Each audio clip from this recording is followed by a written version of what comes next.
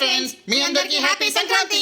సంక్రాంతి కాబట్టి రోజు కంటే ఎర్లీగా లేచి చకచక ముగ్గులు పనులు అన్ని కంప్లీట్ చేసేసి చక్కగా రెడీ అయితే అయిపోయామండి. ఇంట్లో పూజ ఆడవారి కంటే మగవారు చేయడమే శుభదాయకమని ఎక్కువ సార్లు మా వారితో చేయించడానికి ఇష్టపడుతూ ఉంటానండి. భార్యాభర్తలు అంటేనే ఒకరినొకరు అర్థం చేసుకోవడం, ఒకరికొకరు హెల్ప్ఫుల్ గా ఉండడం. ఈ విషయంలో అయితే మా ఆయన అయితే చాలా గ్రేట్ అని చెప్పుకోవాలి. సాధారణంగా భార్యలు భర్తల్ని మెచ్చుకోవడం అనేది పెద్ద విషయమేనండి.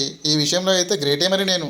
ఈ రోజు అయితే సంక్రాంతి స్పెషల్ మా ఇంట్లో వంటలు అయితే chicken pulao, mutton curry with puri. Sankranti వచ్చిందే తుమ్మెదా,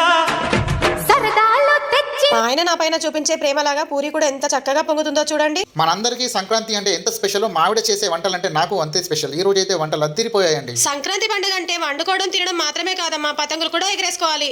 మనం ఇంకెప్పుడు ఎగరేసుకుందామని మా బాబు అడగడంతో బిల్డింగ్ పైకి అయితే వెళ్ళి కైట్లు ఎగరడం స్టార్ట్ చేశామండి. హాయిగా కైట్స్ ఎగరేసుకొని కిందకి వచ్చి కాసేపు అలా రీల్స్ చూస్తూ నవ్వుకుంటూ కూర్చుంటే సడన్ గా వచ్చి మావిడ నన్ను ప్రేమతో ఏవండి అని పిలిచి బాసాలు దోమడానికి సిగ్నల్ అయితే ఇచ్చిందండి.